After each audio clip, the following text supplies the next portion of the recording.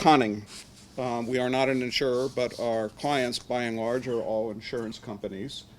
We serve them with three different areas of the firm. We manage insurance assets. We also provide insurance research. And then finally, we have risk solutions, which is the department that I work for. Fundamentally, risk solutions is a software business. The lion's share of our revenues come from licensing our software. Well, our core product, which we call Weiss, is basically a very large, highly customizable model of an entire insurance company and the exogenous world in which it lives. And what we do is we do a very large-scale, multi-period Monte Carlo simulation. So when we started out, the challenge that we had was we have this absolutely humongous model. Tremendous amount of effort has to go into building that model, especially if we want to introduce flexibility to morph it in various ways for the needs of various different insurers and the like. So we really couldn't see doing this in a language like C or something like that. It just wouldn't be feasible. It certainly wouldn't be feasible with what the market will bear for selling the software.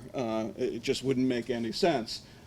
So what was our solution at the turn of the century? Well, we decided to use an interpreted array-based language. This turn-of-the-century solution is becoming problematic, and for some minor and some major ways. Array programmers are becoming kind of a scarce commodity, and we're kind of getting old. And they're not teaching array programming languages in academia. So that's sort of an issue.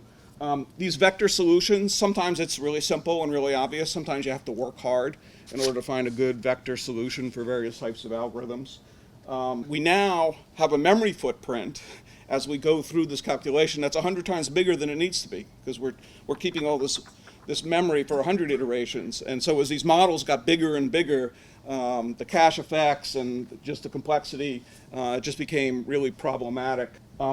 But probably the most significant reason is something that I illustrated a little bit further, which is a little bit earlier, which is with the cloud as your way of doing this computation, there's really no extra penalty to scaling up all the way to the point where you have one CPU core per iteration.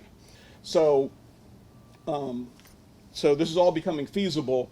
And so in order to keep competitive, we knew we had to do something very, very different. So what's our solution, which is obvious? It's Julia. And the code is simple. Our job is simpler because we're only coding for one iteration. And so in some cases, it doesn't really help. In some cases, it helps a lot. It's very high performance. It does give us that high productivity. And it really is, even though there's not a massive body of developers that know how to code in Julia, what we find is that if someone has some combination of C, Python, and MATLAB skills, picking up Julia is really, really, really easy. It really has the full suite of high-performance array data structures and all the functions to manipulate them. So for people who have a good array algorithm in their head, it just works fine. But if you want to write scalar code, that's high performance as well. Just wanted to say where we are. Our staff is trained and is productive in Julia. We're still need to train. I think being over a year in, it's time to really take our skills to a next level, and we actually have a class scheduled for next week. And Julia is in our shipping product. That happened a couple of months ago. We're using one of the optimization packages that is available for Julia, and we've written a lot of code ourselves. And we're seeing 5 to 10 performance improvement in many cases where we didn't necessarily expect any. We wanted to be able to match our array-based performance, but we're actually doing much better. So we're happy. Okay. Okay, thank you.